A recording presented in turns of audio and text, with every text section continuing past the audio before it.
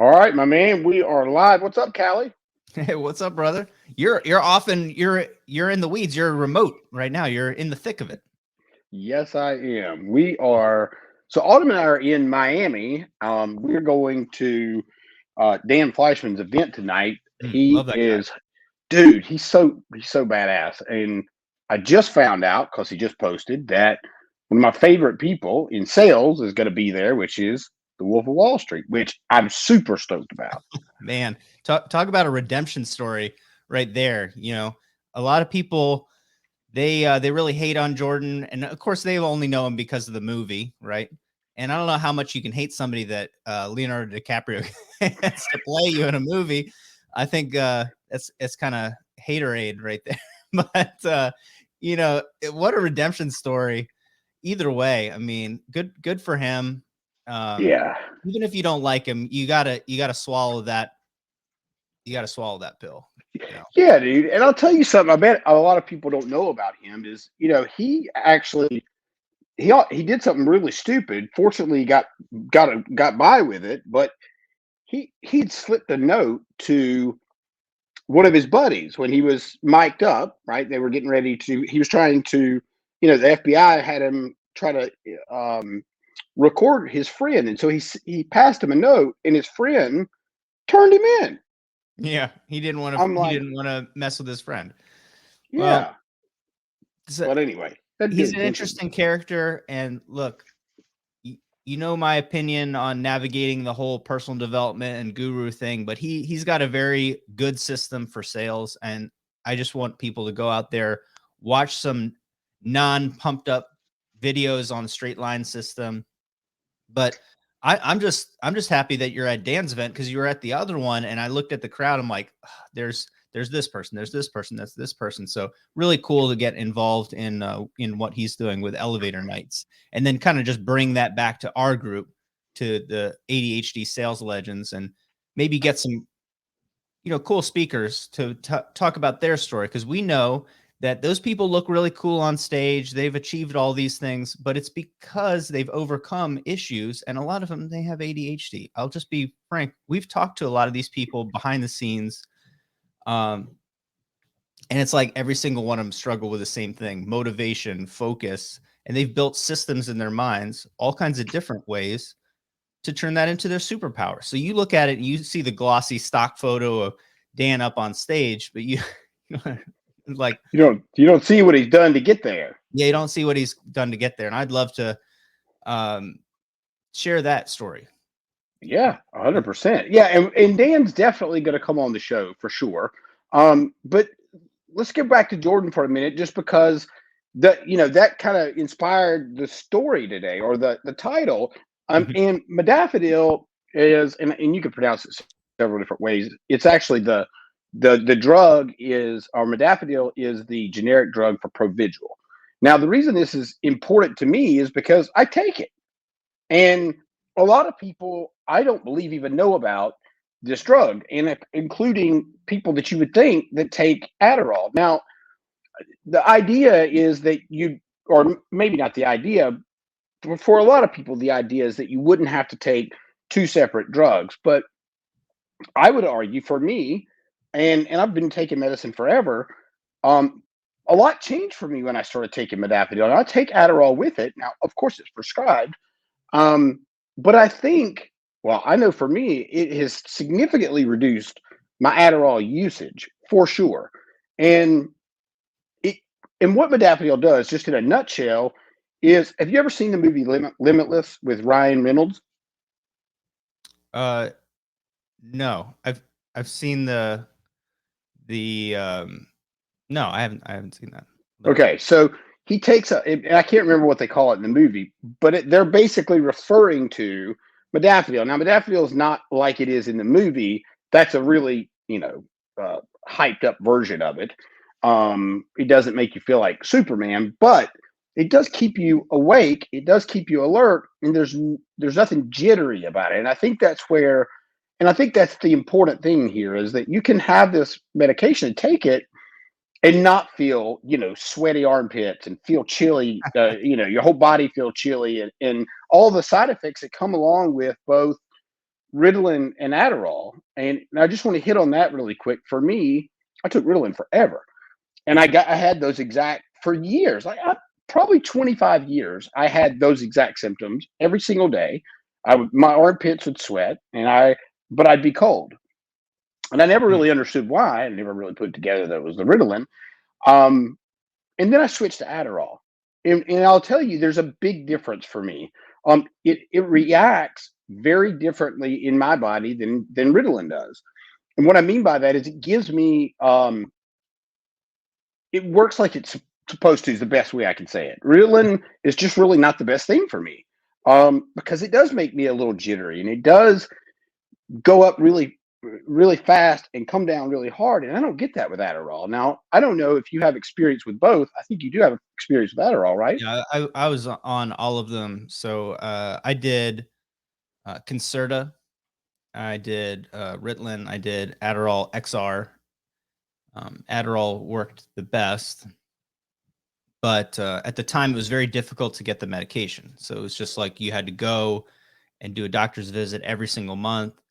So times have changed, and we're discussing behind the scenes a couple of companies that really have flattened the difficulty in getting help, talking to people, and like actually getting access to those prescriptions at dramatically reduced costs. Because to me, it always seems silly is that you have somebody who has difficulty scheduling things and remembering, and then you make it so that you have to be able to schedule during the day and really do XYZ and wait and do this to be able to get the medication to help them do this. And it's like I was always running out and then not being able to schedule the appointment, and it's just like a big wave all the time of that difficulty, and that's largely gone away. But Modafinil, or whatever you want to call it, is it's been a big curve moving people away from Adderall. And then you see in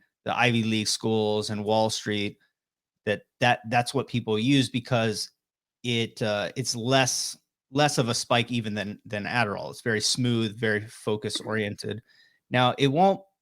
What this is, Corey, this is what I think people mess up, is that they're all scattered around. They don't have focus in their life, and they think that by taking these pills that they're going to have focus in their life. And that's not the case. What it'll allow you to do is focus on tasks. It'll allow you to help you finish something, or help Right. you spend time inside of a task. It will help you maybe be a little bit more organized, but it won't give you direction.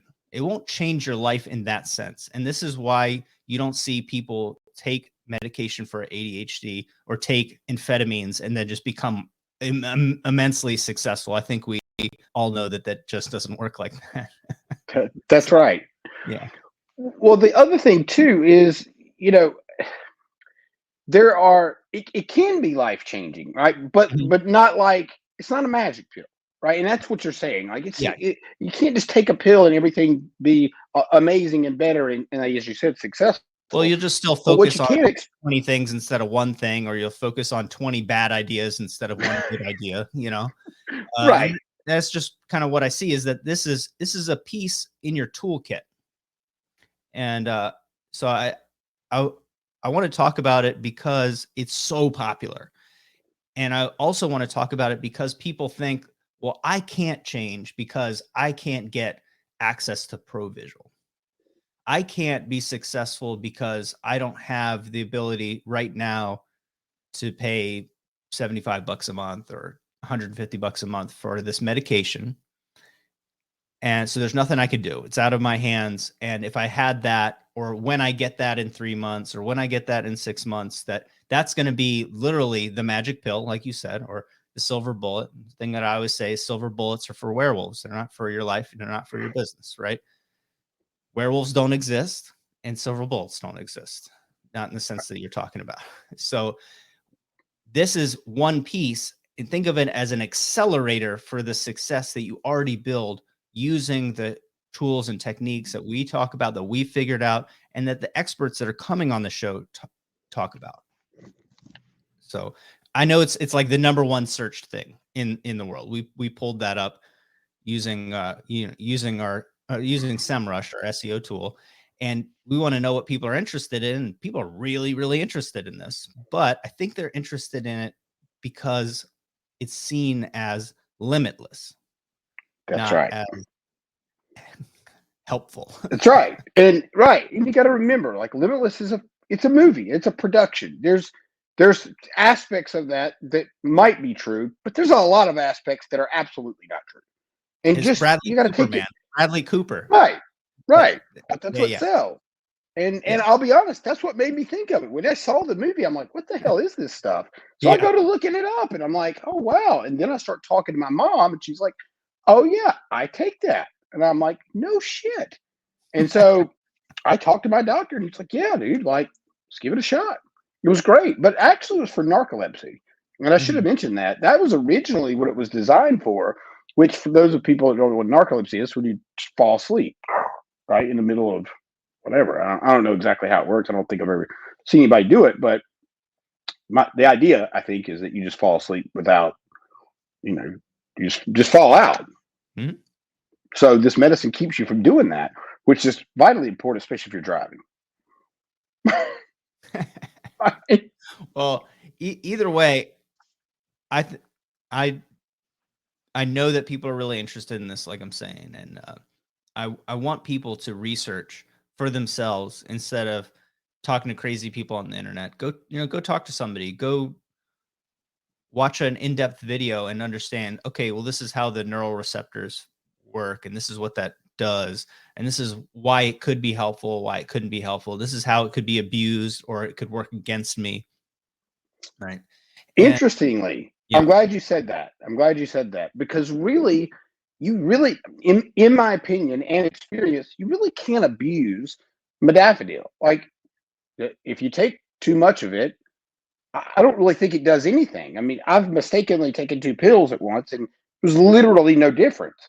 And you know that, yeah. So it's not like a feeling that you get. You're probably just going to be up. So it'd be a bad idea to take one at 9 o'clock at night because you can be up all night, right? And it's not like a up like I feel great up. You're just going to be up. Mhm. So That's interesting. Well, mhm. I'm seeing an increase in these companies that are offering not homeopathic, but let's say non-prescription versions of this. So we've heard about lion's mane, of course. Choline is another one, but they're doing different stacks, brain stacks, and we've seen that for a while. The nootropic market is always been very interesting to me because you used to be able to get the equivalent of Provigil, and then they ban it. It's kind of like any performance enhancing drugs. As America has a fascination with the results of performance enhancing drugs, but then feels like it's cheating. You're like, oh Yeah, man, this baseball player is amazing. This bodybuilder is amazing. It's like, dude, you know that no one can look like Ronnie Coleman. I don't care, right?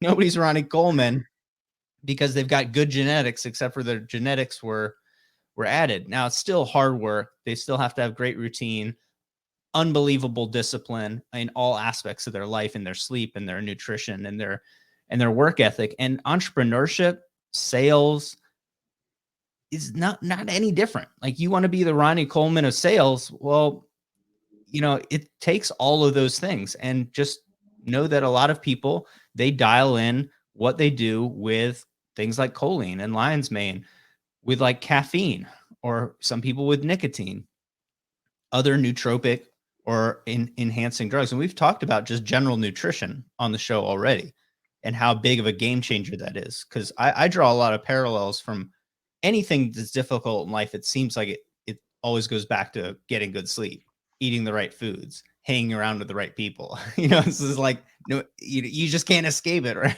that's But right. Well, so, you mentioned the dedication that bodybuilders have. Like, I personally wouldn't want to have the dedication that somebody like Ronnie Coleman's got. That guy eats probably 12 times a day. Like, that's just that's a lot of work to me. And I had no problem with work, but I wouldn't want to eat 12 times a day. Like, I just wouldn't. well, So, it can turn south, and no no slight on Ronnie or some of the other people that have been in that industry, but it's very hard on their bodies. And then, going back to talking about our buddy Jordan, there is like, you can see the dark side of that is pushing yourself to the limit. It's very easy to get involved in things you shouldn't get involved with, get involved in schemes, getting involved in drug use, getting involved in, just hitting that dopamine over and over and over again to get wilder situations, wilder antics all the time. So there's just this push where I don't think that it's all positive, but when we look at our toolkit, I want people not to be searching for things like Provigil because they think that it's a magic pill, because the magic pill thinking is what leads you down to the, okay, now what? And now what? And now what? Then all of a sudden your baseball helmet doesn't fit on your head anymore. Yeah, exactly, dude. And it's just not healthy to, well, it's not healthy to overdo anything, right? But we do that because of the dopamine feeling. Like, we love ADHD people, obviously love that dopamine hit at whatever cost sometimes. Yeah. Whether it could be food, it could be your phone, it could be that's why people with ADHD love fucking TikTok, right? Because it's constant dopamine, constant. Bam, bam, bam, bam. Yep. Yeah. It feeds it constantly. That's wild. And it is wild. But but if you're aware of that, you can change the game. You could not open the app until it's time to not do anything for the rest of the day, if that is what you have to do. That, for me, I don't fuck with it during the day. I do not look at it until I literally have nothing better else to do. Just going down that rabbit hole for a second, I was talking to my buddy. He said every time that he does a launch or he's getting ready to do, a launch or a phase change in his business, or he's trying to achieve some target, he deletes all the social media off of his phone. Everything. He deletes everything off of his phone. That way he can't fool with it except for on his desktop. And the way that he accesses it through his desktop is through his schedulers. So he's just like, I'm going to be on Facebook because I use, this like ManyChat to respond to all of the different comments. He has his VA responding and DMing, but he restricts himself to say, oh, I'm only going to use Facebook through the desktop app. And so he cuts that use. I'm only going to use Instagram through my scheduler. Not going to use TikTok except for through the ad portal. And my marketing company is going to do that. My marketing team member is going to do that. And it's just because when he's riding that, he wants all that dopamine rush to be from the actual wins. Because he's going down this path and he's saying, oh man, like I just need a quick win, or I just need, I feel he's not bored. Obviously he's under immense pressure. He's a very, very successful person, but it's easy to just slip in and say, like, I'll watch some reels or I'll watch some TikToks because it's fun. And then half an hour goes by. He doesn't have half an hour. That's like $5,000 half an hour, right? Right. Well, think about this too. I think, and this is one of the points you were making. If his energy sucked out by watching something on TikTok, or that dopamine, that dopamine he's looking for gets filled up, right? He gets satisfied. Well, then maybe he's not going to focus on the thing he should be focusing on because that dopamine gets satisfied. Yeah, yeah. And this is a great topic for a future episode. We can talk about going through dopamine withdrawals and going on a dopamine fast. And this is something that I've seen other very successful people talk about and do. But this is essentially what this guy's doing is he's saying, I'm only going to get dopamine from my family. I'm only going to get dopamine from my exercise. I'm only going to get dopamine from finishing the tasks and seeing the success of my customers. And so he's realigning that and like, hey, for this 3 months, I got to go on this diet. I got to be focused in 12, 16 weeks. I got to be show ready. And that's just mentally. And when you get your dopamine from those sources that you don't need, and you're taking one of these, you're taking lion's mane, whatever you're taking, and you're spending your focus and your energy on things that you don't need, dude, it's like, it doesn't matter how much lion's mane you're taking or how much Adderall you're taking. It doesn't matter how, like how little or much time that you're working, your energy is just being sucked by those vampires. And Yeah, dude. And such the a cool hyper focus. He was like, Right. oh, I don't limit my time. I just don't do it. That's amazing. Yeah. Right. I mean, I love that. I think that's amazing. Yeah. It makes you think a different way, because then you think like, okay, well, if all my customers, our audience is salespeople, right? Entrepreneurs think, oh man, I gotta be on that Facebook tit, because if I'm not making comments all day, how are people going to find me? He's like, no, think about it like this. You're dead. You can only speak through the spirit medium, So how are you going to constantly nurture and engage your audience, but you're not there? How do you automate that system and then go spend that effort someplace else? Spend the effort on the system and get the dopamine from doing the right thing, but don't be spending it on this piece. And it made him think about the business from a systems point of view versus an effort point of view, which had continually let them scale up. But it really came down to something simple. To get started was just like, oh, I just don't have Facebook app on my phone. That's amazing. Because then I'm like, oh, I can't contact that person. It's like, how do I contact them? It's like, I need to be there without being there. How do I do that? Well, I create this content. This content comes out on a regular basis. It gets broken up by this person. It gets published by this person. My VA responds to people as them. I have these people that are moderators that I've developed as friends that are in my community. I have these people message. They filter the messages to me. I contact and DM those people when it's appropriate. And it's like, damn, dude. So you took what would take you 30 hours a day, and now it takes you an hour a day.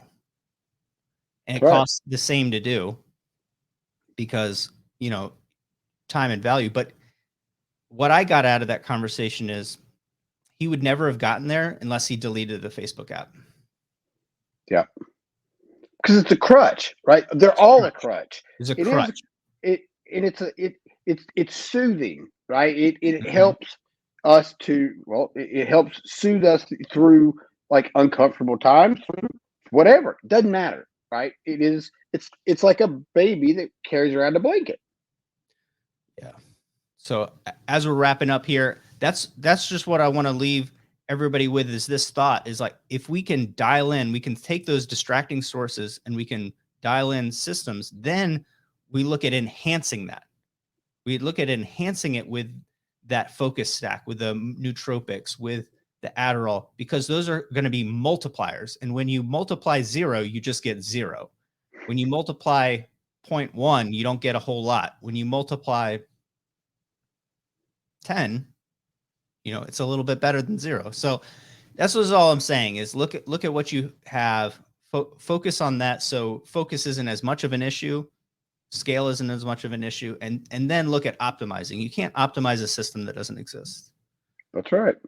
And and that's one of the key things that's helped me tremendously is optimizing different systems and processes through and outsourcing things that I suck at. And that's at the end of the day exactly how we should end this, because it's invaluable.